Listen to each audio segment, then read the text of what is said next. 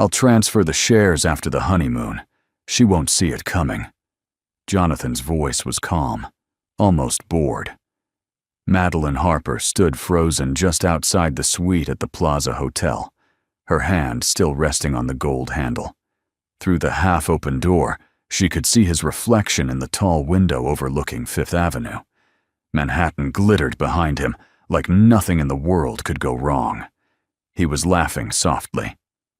"No, Claire," he said into his iPhone. "The wedding is optics. The board needs to see stability. After that, I'll restructure everything.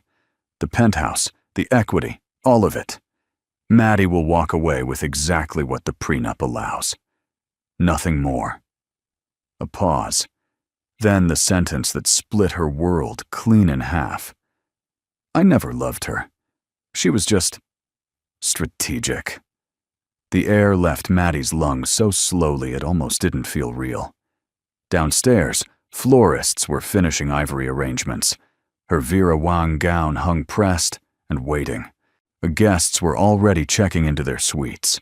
Her mother, recovering from heart surgery, believed this marriage meant security. Safety. And inside that room, the man she had trusted for 8 years was negotiating her future like a line item on a spreadsheet. Jonathan turned slightly, unaware she could hear every word. "Once I'm CEO, you'll have everything you want. Just trust me." CEO. So that was the real wedding vow. Maddie didn't cry. She didn't storm in. She didn't throw the engagement ring from Tiffany's across the marble floor. Instead, something colder settled inside her chest. Slowly, she lifted her own phone. Her hands were steady now. She pressed record. If Jonathan Reed wanted a performance for the board of directors, she would give him one, and she would make sure the final act belonged to her. He thought he was marrying a woman in love. He had no idea he was about to marry a witness. 8 months earlier, so life had felt polished and certain, like something carefully planned and beautifully wrapped. Spring had just begun to soften Central Park. The trees were dusted with pale green, and the air carried that rare kind of warmth that makes New York seem almost kind. The night before, Maddie had run a major charity gala at the Plaza Hotel. It had taken weeks of pressure, late calls, impossible client demands, but she pulled it off flawlessly. She woke up tired, yes, but deeply satisfied. Jonathan suggested a morning walk. "You don't slow down," he told her gently, brushing a strand of hair away from her cheek. "One day, I'll be the one taking care of you." She teased him for that. Jonathan wasn't usually sentimental. He was structured, composed, always thinking 2 steps ahead. Big promises weren't his style. That was part of why she believed him when he made one. They paused near Bow Bridge. Somewhere nearby, a violinist played a familiar tune. People strolled past, not wrapped in their own conversations, unaware they were stepping into someone else's turning point. Then Jonathan slipped a hand into his coat pocket. The flash of a small turquoise box caught her breath before she even understood why. He looked at her steadily. 8 years, he said. We've built something real. I don't just want you beside me at home. I want you beside me in everything. Life, business, the future. The future. He often called it legacy, a word that sounded solid, permanent. When he opened the Tiffany & Company box, the diamond caught the sunlight and scattered it. A woman nearby stopped and smiled. Someone lifted a phone, sensing a moment worth recording. "Marry me," he said quietly. "Let's make this permanent." In that instant, Maddie saw stability. Her mother's medical bills covered, their professional power combined, their names aligned, not just in love, but in leadership. She said yes. What she didn't notice was how smoothly he shifted the conversation, days later, toward contracts and restructuring. Over dinner at the River Cafe, with the skyline glowing behind him, He spoke about efficiency, about flexibility, about adjusting equity for growth. It sounded reasonable, responsible, and she believed him. At 41, love doesn't feel reckless. It feels steady, thought through, safe. She was planning a marriage. He was outlining a strategy. And somewhere in the fine print, her trust had already been factored in. The prenup meeting didn't feel like something that belonged between two people about to get married. It felt more like a business merger. 3 weeks after the proposal, Maddie found herself sitting in a glass conference room on Park Avenue, staring at a thick stack of documents. The diamond on her finger caught the light every time she moved her hand, but somehow the papers felt heavier than the ring. Outside, traffic crawled under a dull gray sky. Inside, everything was quiet except for the faint hum of the building and the distant clink of coffee cups. Marcus Hale sat across from her, glasses low on his nose, studying her face more than the contract. "Read it again," he said gently, "and don't rush." Jonathan, beside her, looked completely at ease. He scrolled through emails on his iPad, relaxed, like this was just another meeting on his calendar. "It's standard," he said. "We're both successful. This protects both of us." Protect. The word sounded comforting. It also sounded distant. Marcus slid one page closer to her. If the marriage ends, Jonathan keeps controlling interest in any expanded assets created after the wedding. That includes new divisions. Maddie blinked. "But the event division is mine." Jonathan finally met her eyes, calm and reassuring. "And it will stay yours. This is about structure, not control." Structure. Another safe-sounding word. Marcus didn't look convinced. "There's also a morality clause. If either of you damages the company's reputation, there are financial consequences." "That applies to both of us," Jonathan replied smoothly. Maddie felt something tighten in her chest. The ballroom at the plaza was booked, deposits paid, invitations mailed. Her mother had already told everyone at church. Walking away now would mean explanations, whispers, embarrassment. "I'm not planning on leaving," she said quietly. "So why should this scare me?" Marcus held her gaze. "Well, because paper doesn't forget." Jonathan reached for her hand. His palm was warm, familiar. "Madeline," he said softly, "this is just preparing for worst-case scenarios." Worst case. That felt far away, almost impossible. She signed. The pen glided easily across the page. She told herself this was what grown-up love looked like. Practical, responsible, secure. She didn't see how one small clause shifted future ownership toward him. She only saw the man she loved sitting beside her, and she believed that was enough. The first sign was so small, Maddie almost brushed it aside. It began with longer nights at the office. Jonathan had always been driven. That was part of what she admired about him. But lately, his schedule felt different. Not busier. Just rearranged. More last-minute executive dinners. More strategy meetings that appeared out of nowhere. He started carrying his MacBook everywhere, even from the kitchen to the living room, as if the device couldn't be left alone for a second. When a message popped up, he tilted the screen away automatically, like muscle memory. One night, just before midnight, Maddie walked into the living room and saw him standing by the window. The Manhattan skyline shimmered behind him. He ended his call the second he noticed her. "Board issue," he said quickly. "At this hour?" she asked, keeping her tone light. He gave a small shrug. "If you want the top job, you don't punch out at 5. There it was again. CEO, always somewhere in the conversation. A few days later, she reached for his phone teasingly while they were sitting on the couch. He pulled it back too fast, then forced a smile. "Work confidentiality," he said. "You don't want to accidentally know something you shouldn't." She nodded, But the moment lingered. Then there was the perfume. It wasn't dramatic, just faint. Something floral and unfamiliar clinging to the collar of his jacket when she hung it up. She stood in the closet longer than she needed to, breathing it in, trying to convince herself she was imagining things. In public, he was perfect, attentive, affectionate, his hand steady at her waist during company events, compliments delivered smoothly in front of the board, a kiss on her cheek whenever a camera appeared. It felt polished. One Friday afternoon, while sorting contracts in the home office, she noticed his phone light up on the desk. Claire D. 2 words previewed on the screen. Miss you already. Then it vanished. Her pulse didn't spike. It dropped, like something settling into place. Claire Donovan, the new marketing director. Sharp, stylish, always a little too confident. Maddie sat there for a long time, staring at nothing in particular.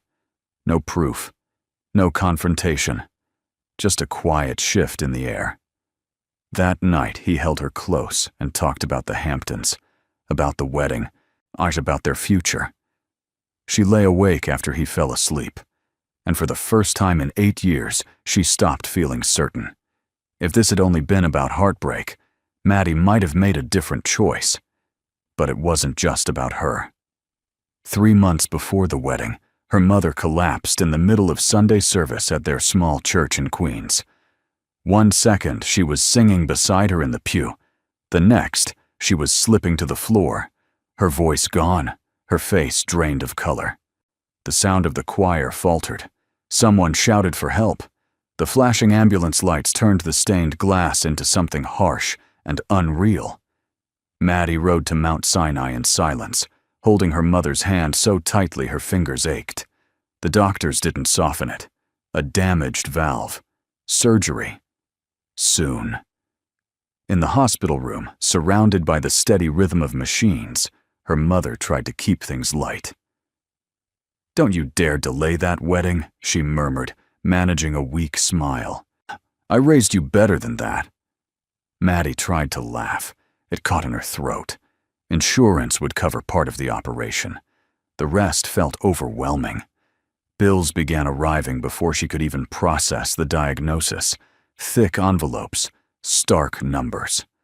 Jonathan stepped in immediately. He spoke with hospital administrators, reviewed estimates, asked precise questions. Watching him scroll through costs on his iPad, calm and composed, felt strangely reassuring. "We'll figure it out," he told her. "But you don't have to carry this alone." And for the first time, she let herself lean on him. The penthouse, the joint financial plans, the future they kept discussing. Those things stopped feeling like symbols of romance and started looking like lifelines. Her mother adored him. "He's solid," she said one afternoon, adjusting the thin hospital blanket. "That's what matters. Solid." That was what Maddie thought she needed. Not fireworks, not uncertainty, and just someone steady when life tipped sideways.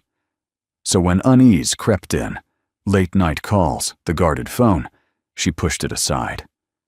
Stress does strange things to people, she told herself. Pressure changes behavior. This was a complicated season. At the kitchen counter, Jonathan reviewed the growing stack of invoices and spoke about how much stronger their position would be once their finances merged.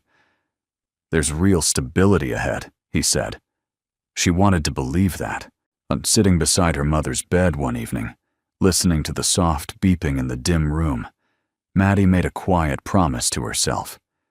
She would hold everything together. She didn't see that the safety she was clinging to might already be shifting beneath her feet. Claire Donovan didn't make an entrance so much as she made an impression. The first time Maddie saw her was at a leadership meeting. Claire stood next to Jonathan, calm and polished in a cream suit, while her credentials flashed across the screen behind her. Columbia MBA. Big campaigns. Bigger numbers. The kind of resume that makes a room sit up straighter. Jonathan sounded almost proud introducing her. "She's leading the national rebrand," he said. "Exactly what we need for what's next." Maddie smiled from across the table and told herself that was a good thing. Growth was good. Fresh energy was good. Claire's handshake was confident, her smile steady, and she looked people in the eye like she was already measuring where they stood. At first, there was nothing to question. Claire worked hard, spoke clearly, backed her ideas with data. Maddie even respected how prepared she always seemed. There was no flirting, no whispered conversations in corners, nothing obvious. That was what unsettled her. The travel started soon after. Brand alignment, Jonathan called it.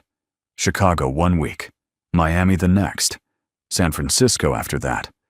The flight details were always shared openly, nothing hidden. "It just makes sense for us to go together," Jonathan said one evening, buttoning his cuffs. And it did make sense. At company events, Claire kept her distance, professional, appropriate. But Maddie began noticing things that couldn't be written into a report.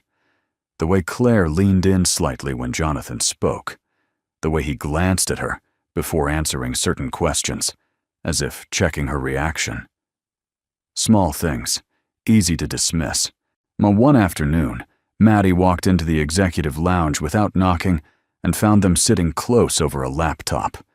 They shifted apart quickly, but not dramatically.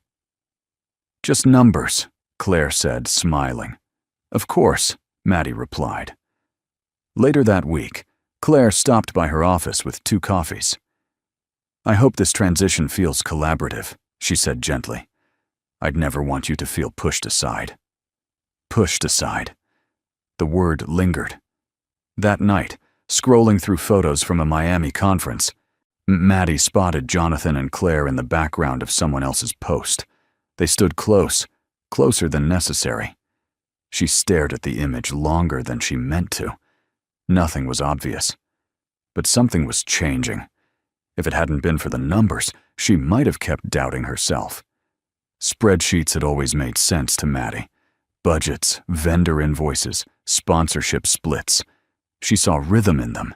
She could tell when something was slightly off the way other people notice a picture hanging crooked on a wall. That Tuesday afternoon, she was reviewing quarterly projections for her events division when a line item made her pause. Marketing reallocation. It didn't look dramatic. Money moved from regional campaigns into something labeled Strategic Growth Initiative. Still, the amount was high enough to matter. 6 figures. She leaned closer to the screen. Jonathan's executive authorization code was attached. The receiving account carried a name she didn't recognize. Vanguard Strategic. She clicked into the ledger. 2 transfers. Same day. A few hours apart. Split neatly. It wasn't sloppy. It was deliberate.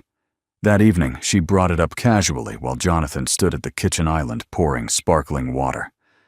"Hey," she said, keeping her tone light. "What's Vanguard Strategic under marketing?" He didn't hesitate. "Expansion prep and setting funds aside before the national rollout." "So it's internal?" "Of course."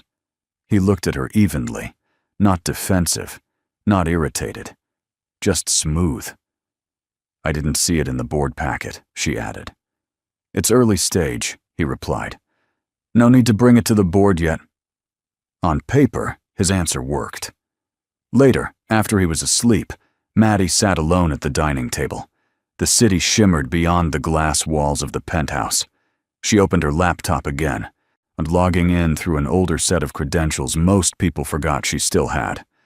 She searched for Vanguard Strategic, a registered address in Midtown. She copied it down. Then she checked public records. Vanguard Strategic Consulting, LLC. Formed 6 months ago. Managing partner, Claire Donovan. Maddie stared at the screen for a long time. Her heart didn't race. It steadied. This wasn't a misunderstanding. It wasn't paranoia. Company money had moved into an outside firm owned by the woman traveling with her fiancé. She closed the laptop gently. The late nights. The travel, the guarded phone. They weren't random anymore. They formed a line. And once you see the line, you can't unsee it. Maddie didn't storm into Jonathan's office. She didn't text Claire. She didn't even raise her voice. She called Marcus. He picked up quickly. After she asked to see him, there was a pause on the line. You sound very composed," he said. "That worries me." They met the next morning at his office on Park Avenue. The place was neat in a quiet, old-school way. Dark wood shelves, heavy desk, the faint smell of coffee. From the window, traffic moved below in slow, predictable lines. Everything felt steady, controlled. Maddie placed 2 sheets of paper in front of him. One was the public registration for Vanguard Strategic. The other showed the internal transfer.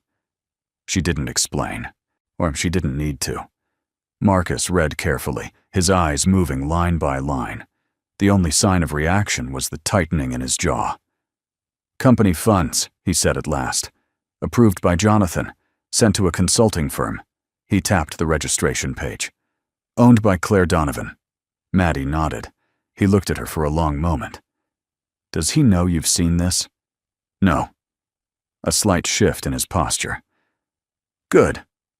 The room fell quiet, but it wasn't awkward. It felt like the kind of silence before a chess move. "There are a few ways this could be structured," Marcus said. "It might be unethical but technically defensible, or it might cross into something far more serious." Maddie clasped her hands together. "Which option protects me?" "That depends," he replied gently. "Are you trying to fix your marriage or protect yourself?" The question landed heavier than she expected. 8 years together. A wedding days away. Her mother still recovering. A prenup already signed. "I need to come out of this standing," she said finally. "With my reputation intact." Marcus gave a slow nod. "Then we don't react. We gather facts, quietly. And then, we let him believe he's in control." He walked to the window, watching the steady rhythm of the city below. "People who think they're winning get careless." Maddie felt something settle inside her. The ache was still there, but it wasn't running the show anymore. "What do you need from me?" she asked. Patience," he said. "And access." She took a breath. For the first time since that message flashed across Jonathan's screen, she didn't feel blindsided. She felt ready. If Jonathan was building something behind her back, she wouldn't tear it down too soon. She would let him finish it, and then decide what to do with it. The morning of the wedding was bright, almost painfully beautiful. From the suite at the plaza, Maddie watched Fifth Avenue wake up. Taxis idled at the curb. The florists carried in tall arrangements of white roses. Somewhere below, a violinist tested a melody that floated faintly through the glass. The city moved as if this were any other perfect day. Inside the room, everything was arranged just as she had planned months ago. Her Vera Wang gown hung by the window, soft and weightless. Her engagement ring caught the light each time she moved her hand. If someone had walked in at that moment, they would have seen nothing but a bride on her wedding day. Her phone lay on the vanity. The recording was still there. She had played it twice during the night, not to relive the hurt, but to remember the truth. Jonathan's voice had sounded distant, almost bored. After the honeymoon, restructure everything. She won't see it coming. But she had seen it. There was a gentle knock. Her mother stepped inside, dressed in pale blue, moving carefully but determined to look strong. "You're already glowing," her mother said, squeezing her hands. Maddie smiled. "Well, I'm okay." And she was. Not because it didn't hurt, not because she had forgiven anything, but because she knew what she was walking into. While the stylist pinned her hair, Maddie reread Marcus's early morning email. The paperwork was ready. A supplemental agreement, simple enough to seem routine. If Jonathan signed it, as he likely would, it would shift more control than he realized. "Any doubts?" her mother asked softly, catching her eyes in the mirror. Maddie held her gaze. "I don't know." Laughter drifted in from the hallway. The groomsmen had arrived. She could hear Jonathan's voice, steady, confident, unaware. Her phone buzzed. A message from Claire. "Big day. Hope you're ready for everything to change." Maddie stared at the screen for a long moment. Everything already had. She turned the phone face down. When she finally stood and smoothed the front of her gown, she studied her reflection carefully. She didn't look broken. She looked prepared. The ballroom doors opened without a sound. Music drifted through the space. Soft, practiced, expensive. The chandeliers overhead threw warm light across the marble floor. Every chair was filled. Board members, investors, old friends, people who thought they were here to celebrate a powerful couple sealing their future. Maddie stood at the entrance with her mother's arm looped through hers. For a second, she just breathed. At the end of the aisle, Jonathan waited in a perfectly fitted tuxedo, standing tall, looking exactly like a man who believed everything was unfolding according to plan. He smiled when he saw her. She started walking. The sound of her heels was steady, measured. She could feel the room watching. Admiration, curiosity, quiet envy. Phones lifted discreetly. A few guests dabbed at their eyes. Jonathan's expression softened as she approached. Relief flickered there. Maybe even pride. "You're stunning," he whispered when she reached him. "Thank you," she said, while holding his gaze. The officiant began, speaking about commitment and trust, about building a life rooted in honesty. The words felt almost ironic hanging in the air. Jonathan delivered his vows first. Confident. Smooth. He spoke about loyalty, about partnership, about building a legacy together. The crowd responded warmly when he joked about Maddie being the tougher negotiator between them. Legacy. When it was her turn, Maddie unfolded a small paper she had tucked into her bouquet, and her hands were steady. "I believe marriage requires transparency," she said clearly. "Not just in love, but in responsibility." Jonathan's smile tightened, just slightly. She turned toward him fully. "Before we finish, there's one document I think we should both acknowledge today." A faint murmur moved through the front rows. Marcus rose from his seat and approached, composed as always, holding a slim folder. "It's simply an additional agreement," Maddie explained calmly, "clarifying shared oversight on any new financial partnerships." Jonathan leaned closer. "This isn't necessary," he muttered. "It protects us both," she replied quietly. All eyes were on them now. Marcus handed him the pen. Jonathan hesitated, but only briefly. Confidence carried him through. He signed. The sound of paper shifting was louder than it should have been. When Maddie looked at him again, she saw it. A crack. Not fear, but doubt. And for the first time that morning, and Jonathan wasn't entirely certain he was in control. The applause came easily after Jonathan signed. People smiled, assuming it was some polished, modern addition to the ceremony. A few guests even chuckled, impressed by what looked like a power couple handling business before vows. The tension dissolved just enough for everyone to relax again. Jonathan handed the pen back with confidence. The officiant prepared to continue. But Maddie stayed where she was. "Before we exchange rings," she said, her voice steady, "there's something I need to share." Jonathan's hand brushed hers, firm but subtle, a quiet signal. "Madeline," he whispered, still smiling for the room. "Let's not make this complicated." She eased her hand away. "It won't be." The shift in the room was small but noticeable. Conversations stopped. A few heads tilted. Maddie reached into the ribbon wrapped around her bouquet and took out her phone. No dramatic gestures, no shaking hands. She simply tapped the screen. A faint crackle echoed through the speakers. Then Jonathan's voice filled the ballroom. "I'll transfer the shares after the honeymoon. She won't see it coming." The air changed. Jonathan's posture stiffened. Maddie kept her gaze straight ahead. "The wedding is optics. The board needs stability. After that, I'll restructure everything." A quiet gasp came from somewhere near the front. "And Maddie?" Claire's voice asked. "She was strategic." The word hung in the air longer than it should have. Then silence. Thick. Heavy. Jonathan recovered first, though his face had lost its color. "This is completely out of context," he said quickly. "It's business terminology, a private discussion." Maddie turned to him slowly. "Is it?" she asked. He searched her face, looking for hesitation. For the woman who once trusted him without question. She wasn't there anymore.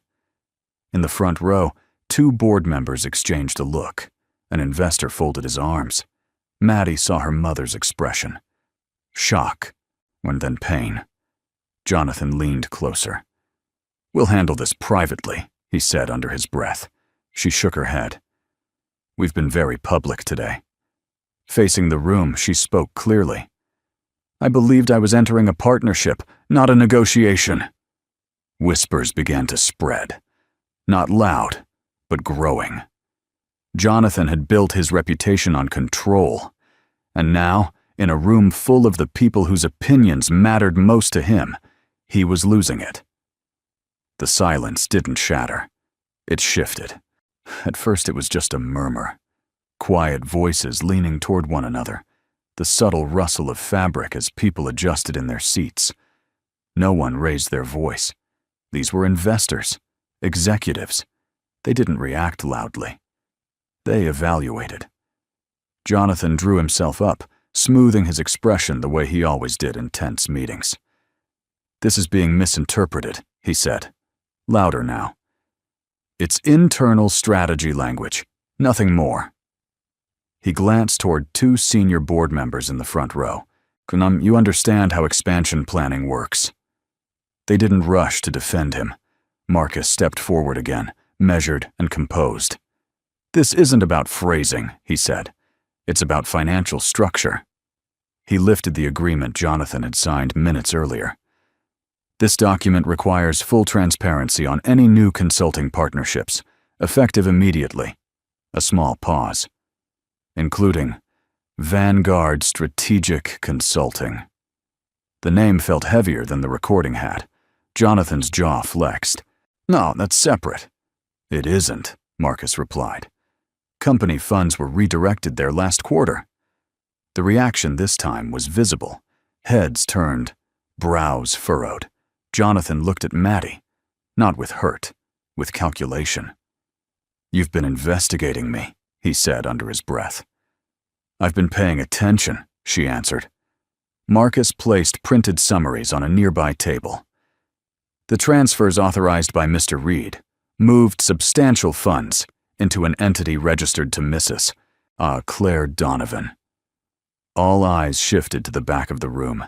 Claire sat very still. Color drained from her face. "It's a standard consulting arrangement," Jonathan said, pushing the words out. "Completely legitimate." "Was it disclosed to the board?" an investor asked sharply. Jonathan hesitated. It was brief. But in a room like this, hesitation echoed. Marcus spoke again, calm but firm. "By signing this agreement today, Mr. Reed acknowledged that all such arrangements require shared review. Failure to disclose prior transfers may be considered a breach of fiduciary responsibility." The word breach hung in the air. Maddie stayed silent. Jonathan had signed the document himself, in front of everyone. "You planned this," he whispered to her. She met his eyes. "No, you did." The officiant had stepped back entirely. The ceremony was forgotten. A board member rose from his seat. "We'll initiate an immediate review." Another nodded. "Effective today." Jonathan looked around the ballroom, the investors, the executives, the cameras still recording. He had wanted a flawless public image. Instead, he was watching it unravel in front of the very people he'd hoped to impress. The room didn't explode. It tightened. Voices dropped into hushed conversations. Board members leaned toward each other, speaking in low, careful tones. A few assistants slipped out into the hallway, phones already pressed to their ears. The chandeliers still sparkled overhead, but the celebration had drained out of the air. Jonathan tried to steady things. "This is being blown out of proportion," he said, forcing calm into his voice. "A personal issue dressed up as corporate misconduct." Maddie didn't react. Then a chair scraped softly near the back. Claire stood up. The shift was immediate. People turned in their seats. Even the whispering paused. She didn't look polished now. The confidence she usually wore like armor had thinned. She looked human. "I need to clarify something," she said. Not defensive, not apologetic, just direct. "Claire," Jonathan said sharply, "sit down." She didn't move. "Yes, Vanguard Strategic is under my name," she continued, facing the board. "But I didn't design the structure. Jonathan did." A wave of surprise moved through the room. Jonathan took a step toward her. "Think carefully about what you're saying." "I have," she replied quietly. She pulled her phone from her clutch. "I kept the emails, the drafts, the instructions. I formalized what I was told to formalize." Maddie watched her closely. This wasn't loyalty shifting. It was survival. Claire swallowed once before continuing. "I was told it would be disclosed later, that the board would understand once the numbers justified it." A board member leaned forward. "Do you have those communications?" "Yes." Jonathan's composure faltered. "Why, you benefited from that contract," he said. Claire didn't deny it. "Yes, but I'm not taking full responsibility for something I didn't initiate." That landed hard. Marcus stepped forward. "We strongly recommend securing all relevant digital records immediately." Jonathan turned toward Maddie, anger rising under disbelief. "You orchestrated this?" She met his eyes calmly. "You underestimated everyone." The officiant had stepped aside entirely. The wedding planner stood near the wall, frozen. Claire lowered her phone slowly. "I didn't plan for this to happen today," she said, but it had. And in choosing to protect herself, she'd done what Jonathan hadn't anticipated. She'd confirmed the truth. The room wasn't arguing anymore. It was deciding. It happened quietly, but you could feel it. The energy in the room shifted, not with shouting, not with chaos, but with something colder. A wedding crowd might react with tears or anger. This crowd calculated. Within minutes, the celebration had dissolved into quiet strategy. Two board members stepped aside near the stage, speaking in low voices. Assistants were already pulling out phones, sending messages, arranging access to internal systems. Someone mentioned legal counsel before the night was over. Jonathan still stood beneath the flowers, tuxedo flawless, posture straight. But the center of the room had moved away from him. "This is premature," he said, trying to steady the situation. "We can handle this internally." One of the board members looked at him evenly. "Internal matters are disclosed before they're discovered." It wasn't loud. It didn't need to be. Maddie remained where she was. She didn't gloat. She didn't argue. She stood in her wedding gown with her hands loosely clasped, as if this were simply another executive meeting she had attended 100 times before. Her mother watched from the front row, shaken but steady. Claire had sunk back into her seat, quiet now, eyes lowered. Marcus moved through the room calmly, speaking with counsel, making sure the signed document was copied and secured. He never raised his voice. He didn't have to. Jonathan made one more attempt. "This is retaliation," he said, tension creeping in. "A private conversation weaponized." A senior investor stood slowly. "What concerns us isn't the recording," he replied. "It's the undisclosed financial relationship." That word, undisclosed, hung heavily in the air, and Jonathan's composure faltered for just a moment. For years, he had controlled rooms like this, controlled perception, controlled timing. Now the same people who once trusted his precision were studying him differently. Cameras were still recording. Guests were whispering. By the time the ballroom emptied, this story would already be moving beyond it. Maddie finally spoke again. "I didn't want humiliation," she said. "I wanted clarity." Jonathan looked at her, and for the first time, and he seemed unsure, a board member addressed him directly. "Effective immediately, you'll step back pending review." No drama followed, no applause, just consequence settling in. And in that glittering ballroom, under lights meant for celebration, control changed hands. By the time people started filing out, the ballroom didn't feel like a place where vows had almost been exchanged. It felt like something had ended. Small groups stood near the doors, talking in low voices. No one laughed anymore. A few guests avoided eye contact altogether. The musicians had packed up early, their instruments resting silently against velvet chairs. Maddie slipped off her heels and carried them in one hand as she walked into a quieter hallway. The marble floor was cool under her bare feet. With each step, the noise behind her faded. Her mother followed a few seconds later. "Are you okay?" she asked softly. Maddie nodded. "I am." And she meant it. They stood together without saying much. No dramatic embrace, just a shared breath in the stillness of the corridor. At the far end, Jonathan stepped out of a side room with two board members. His jacket hung open now. He looked unsettled, like someone who had misread a room and couldn't fix it. When he saw Maddie, he stopped. "This didn't have to happen this way," he said. She looked at him carefully. He seemed different, not weaker exactly, but exposed. "You made your decisions," she replied. "Today just made them visible." He rubbed his forehead, frustration creeping through. "You embarrassed me." "I told the truth," she said. "That's not the same thing." The board members remained nearby, quiet but watchful. The review had already started, access suspended, accounts frozen. Jonathan lowered his voice. "This isn't over." "No," she said calmly. "It's just starting."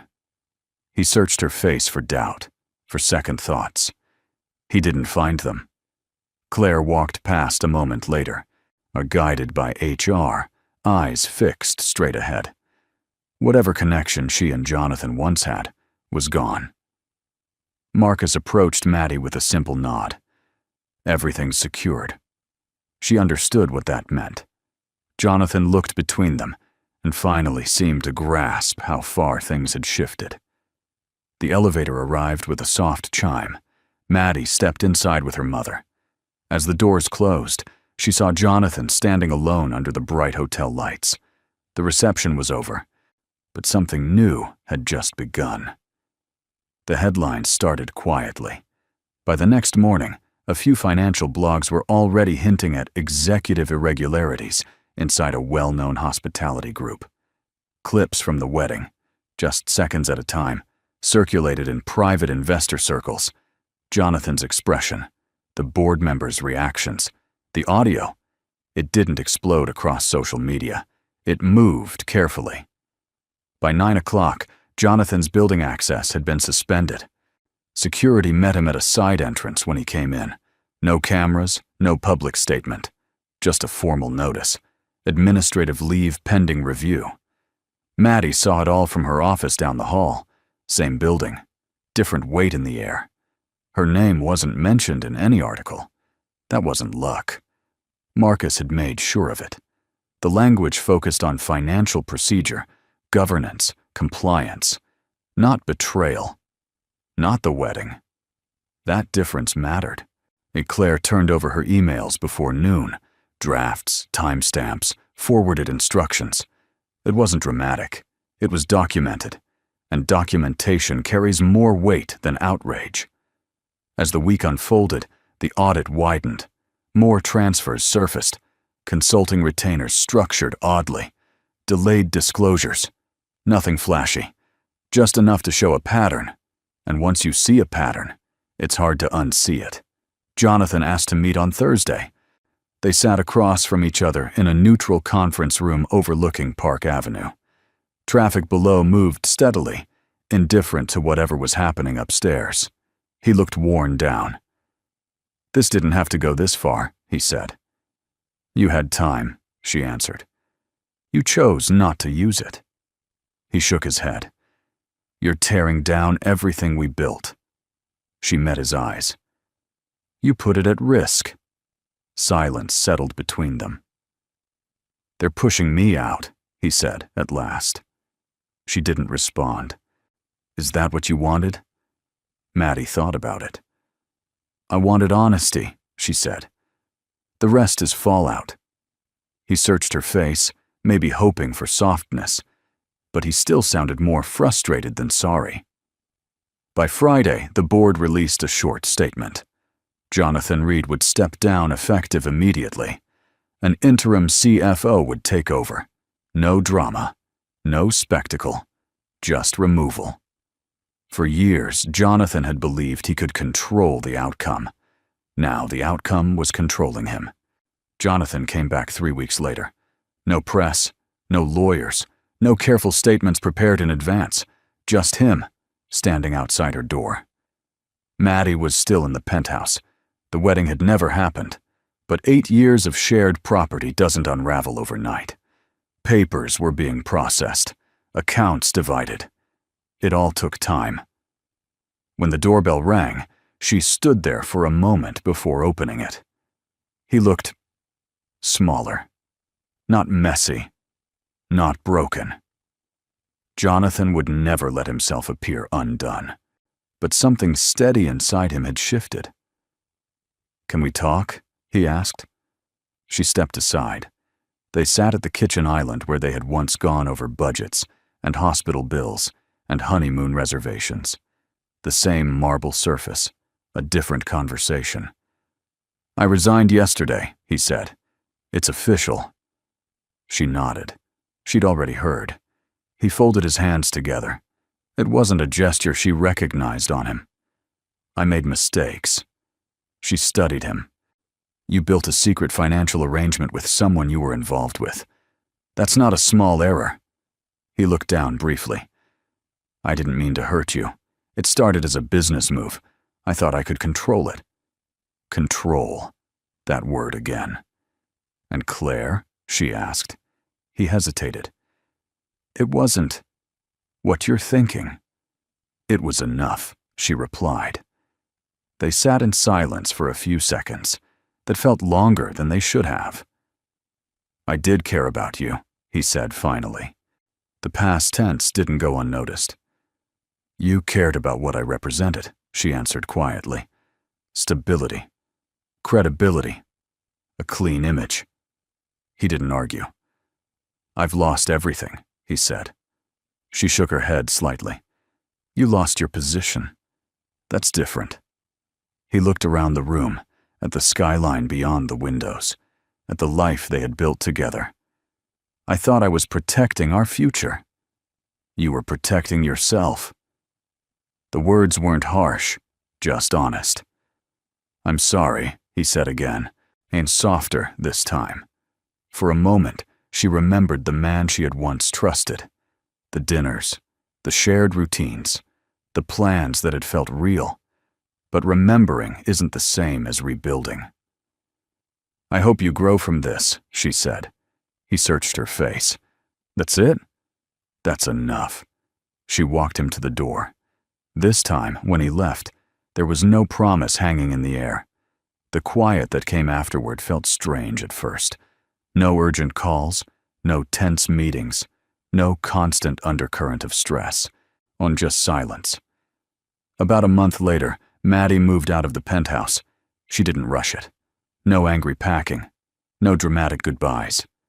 She took her time, folded things carefully, decided what to keep. Her new place was smaller, with wide windows facing the Hudson. Fewer rooms, more light. When she unlocked the door that first night, the space felt open in a way the penthouse never had. The company adjusted too. The interim CFO became permanent. Jonathan's exit was handled in a short, not carefully worded statement. Claire resigned before anything formal moved forward. New policies were announced about transparency and disclosure. Nothing exploded. Things shifted. When Maddie returned to work, no one made a spectacle of it. A few co-workers were awkward. A few were quietly supportive. Most simply treated her like they always had, which, oddly enough, felt like respect. A week later, the CEO asked her to step into his office. "We need steadiness," he said, "and we need someone we can trust." He offered her expanded oversight across regional operations, not just events. It wasn't sympathy, it was responsibility. She thought about it overnight, then accepted. At home, she settled into small routines: coffee by the window in the mornings, walks along the river at dusk, long phone calls with her mother, who was healing well and sounding stronger every week. One evening, she opened a box she'd avoided. Inside was a sample wedding invitation, on thick cream paper, gold lettering. She ran her fingers over it once, then slid it back into the box. It didn't need to be destroyed. It just didn't belong to her anymore. Marcus came by later that week with the final legal documents. "It's done," he said. "Everything's separated." She signed quietly. "You were strong," he added as he gathered his papers. She gave a small smile. "I was clear." That night, standing at her window, watching the river reflect the city lights, Maddie noticed something she hadn't expected. She didn't feel triumphant. She felt grounded. And for the first time in a long while, that was more than enough. It didn't happen all at once. There were no dramatic confessions, no sudden turning point. It just unfolded. Marcus started stopping by her office more often, but not for emergencies. Sometimes it was a question about a contract. Sometimes it was just coffee after a long meeting. Their conversations stretched a little longer each time, a drifting away from business. At first, Maddie didn't think much of it. Her new role kept her busy. Travel filled her calendar. Boston one week, Chicago the next. She reviewed proposals carefully, double-checking every line. If there was one thing she insisted on now, it was transparency. The board noticed. They relied on her more. One evening, after a late strategy session, Marcus offered to walk her downstairs. "You've been strong through all of this," he said, as they stepped onto Park Avenue. "More, I had to be," she replied. "You don't always have to." She looked at him, surprised by how gently he said it. They started having dinner occasionally. No labels, no announcements. Just two people sharing a meal without tension hanging over the table. One night, seated by the river, Marcus said quietly, "I almost told you how I felt years ago." She raised an eyebrow. "When?" "Before you got engaged." She smiled faintly. "Why didn't you?" "You seemed sure." "I was," she admitted. There was no anger in her voice, just memory. Marcus wasn't grand or theatrical. He didn't make sweeping promises. He listened. He remembered what her mother liked to drink. He asked about her trips and actually waited for the answer. Small things that felt steady. One Sunday, she invited him to lunch with her mother in Queens. He brought simple flowers and helped clear plates without being asked. On the drive back, Maddie noticed something new inside her. It wasn't excitement. It was peace. Weeks later, they stood together on her balcony, the Hudson reflecting the city lights. "I don't want to rush you," Marcus said. She turned to him. "I'm not afraid of what's next. I'm afraid of ignoring what feels right." He took her hand gently. And this time, there was no strategy behind it. Just warmth. Just quiet certainty. After everything loud and painful, that quiet felt like a gift she hadn't known she needed. The second wedding was nothing like the first. No ballroom filled with executives, no crystal chandeliers, no investors measuring optics from the front row. Just a small rooftop overlooking the Hudson at sunset. Maddie wore a simple ivory dress that moved easily in the breeze. Her mother sat in the front row, healthy now, smiling through quiet tears. A few close friends stood nearby. No press, no spectacle. Marcus stood across from her, not with polished confidence, but with steady warmth. "I don't promise perfection," he said during his vows.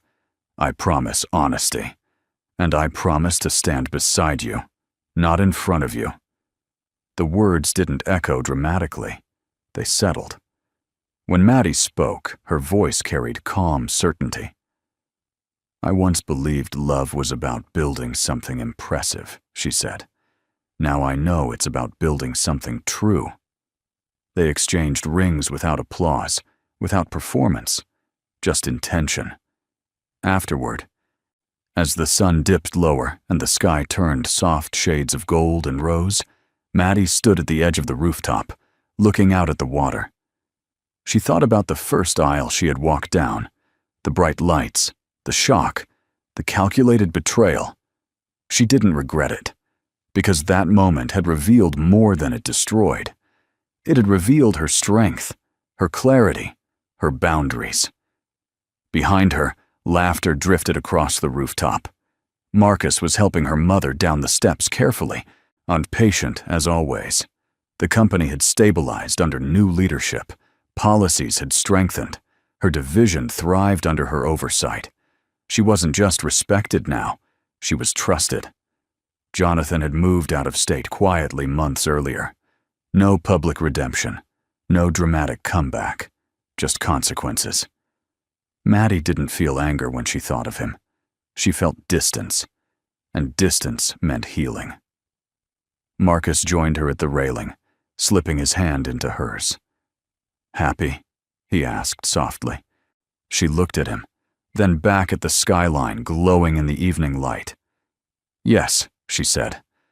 Not because everything had been easy, but because she had chosen differently. Chosen clarity over comfort, truth over image, and herself over illusion. The first time she walked down an aisle, she carried proof. This time, she carried peace. And that, more than revenge, more than reputation, was the higher position. Because a wise woman doesn't need to win loudly. She simply rises and never steps back down. So, that's where her story closes. And if you're still here with me right now, truly still here, then something in this story probably touched you in a quiet place. Maybe it wasn't the wedding. Maybe it wasn't the betrayal. Maybe it was the moment she chose clarity over comfort. Let's look at this together for a second. Life doesn't always break us loudly. Sometimes it reveals us. Maddie didn't win because she exposed someone. She won because she refused to abandon herself. But that's the real shift. As Ayn Rand once wrote in The Virtue of Selfishness, the question isn't who is going to let me, it's who is going to stop me. Healthy self-interest isn't cruelty. It's self-respect. It's choosing truth even when it costs you. We're often taught to endure, to stay quiet, to preserve appearances. But healing begins the moment you decide your dignity matters more than optics. That's not revenge. That's growth.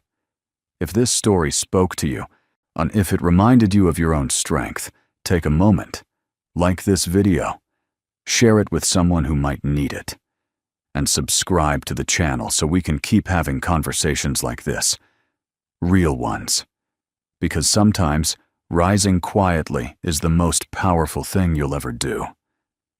Before we close, I want to gently clarify something important. This story is a work of fiction created for dramatic and educational purposes. while it reflects real-life themes like trust, accountability, personal growth, and professional ethics. The characters and events are imagined. The corporate processes, legal discussions, and relationship dynamics are portrayed in a realistic way to explore emotional resilience, not to make factual claims about any real company or individual. The intention of this content is to share a meaningful narrative about self-respect, integrity, and healing after betrayal. It is not meant to defame, accuse, or misrepresent any real person or organization. Or if you connected with this story, it's likely because the emotions are universal, not because the events are literal. Thank you for understanding and for being part of a thoughtful, respectful community here.